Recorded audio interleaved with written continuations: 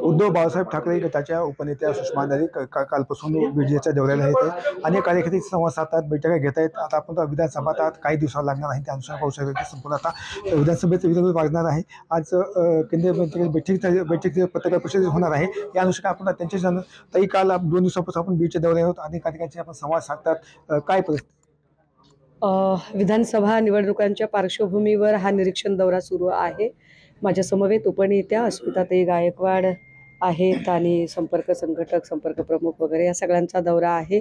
या अनुषंगाने कुठल्या जागा आम्ही लढू शकतो, कोणत्या जागा प्रभावशाली आहेत, संघटनेची बांधणी किती आहे, हे सन्मान्य पक्षप्रमुखांच्या आदेशाने याची पाहणी आणि याचा अहवाल तयार करण्याची जबाबदारी आमच्यावर आहे. काल पाहिजे तर काल 3 जागेवर देखील कार्यकर्त्यांनी मागणी केली की बीड असेल, आपल्या माजलगाव असेल, केज असेल, कसं बघता? आम्ही खूप आधीपासून आमची गेवराईची जागा तर ठरलेली आहे, जिकडे आम्ही माजी मंत्री बदामराव पंडितजी यांच्या संदर्भात विचार करतोय आणि काल तिकडे एक चांगला मेळावा संपन्न झाला. दुसऱ्या ज्या 2 जागा आहेत त्याच्यात आम्ही माजलगाव आणि केजची मागणी करतोय. वरिष्ठांकडे आम्ही आमचा प्रस्ताव ठेवलेला आहे.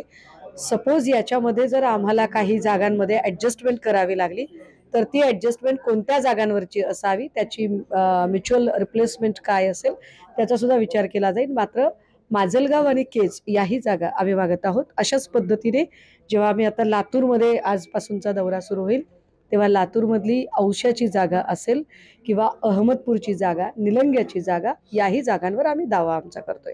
खरं तर 2 वर्षानंतर काल मुंबई विद्यापीठाची निवडणूक पार पडलेली आहे आणि त्या ठिकाणी आदित्य ठाकरेंच्या 10 जागांचे निवडणूक केले आलेले आहेत. काय सांगा? विधानसभांच्या निवडणुकांच्या पार्श्वभूमीवर मुंबई सिनेटच्या जागांचा 10 पैकी 10 असा एकहाती विजय हा आमच्यासाठी विधानसभेचा शुभसंकेत आहे. आणि पुन्हा एकदा आमचे नेते आदित्यजी यांच्या नेतृत्वाखाली काम करणारी युवासेना ही खरी युवासेना आहे, हे निर्विवादपणे सिद्ध झालं. वरुण भैयांनी ज्या पद्धतीने काम केलंय ते फार प्रशंसनीय आहे. या निमित्ताने एक गोष्ट स्पष्ट झालेली आहे की जो इथला सुशिक्षित मतदार आहे, जो तरुण वर्ग आहे, तो भक्त मंडळींच्या कच्छपी अजिबात लागणार नाही. महाविकास आघाडीच्या सोबत त्यांचा कौल आहे आणि या देशात जो खोटारडेपणा, बेबंदशाही, महागाई, बेरोजगारी, महिला असुरक्षा, शेतीमालाला भाव न मिळणे, या सगळ्या मुद्द्यांनी तो अस्वस्थ झालेला आहे.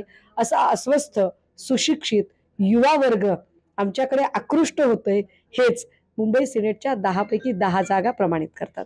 काल अजित पवारांनी वक्तव्य केले की सुनील टिंगरेंचा हा बंदोबस्त आता जनताच करणार.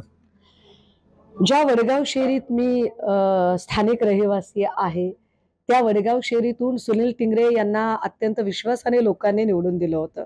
मात्र सुनील टिंगरेंनी तिथल्या मतदारांचा विश्वासघात केला. महाविकास आघाडीकडे ही जागा आम्ही शिवसेनेच्या साठी मागत आहोत, परंतु ही जागा शिवसेनेला सुटेल की राष्ट्रवादी काँग्रेस शरदचंद्रजी पवार साहेबांना सुटेल हा मुद्दा आमच्यासाठी एवढा महत्त्वाचा नाही. पण नक्कीच महाविकास आघाडी ही जागा फार विक्रमी मताने जिंकणार आहे, हे आम्हाला खात्रीने आम्ही सांगू शकतो. ताई, काय सांगाल की धर्मी 2च्या डायलेक्टवरून सध्या खूप वातावरण सध्या झालेलं आहे, काय सांगाल? नाही, अशा काही थोकरट गोष्टींबद्दल बोलत नाही मी. कॅमेरा पर्सन विकास मी संभाजी मुंडे, टीव्ही परळी, बीड.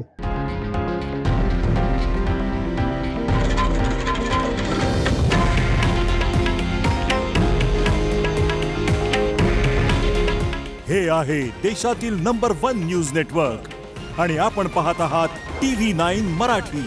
काळजी तुमची, हित महाराष्ट्राचं.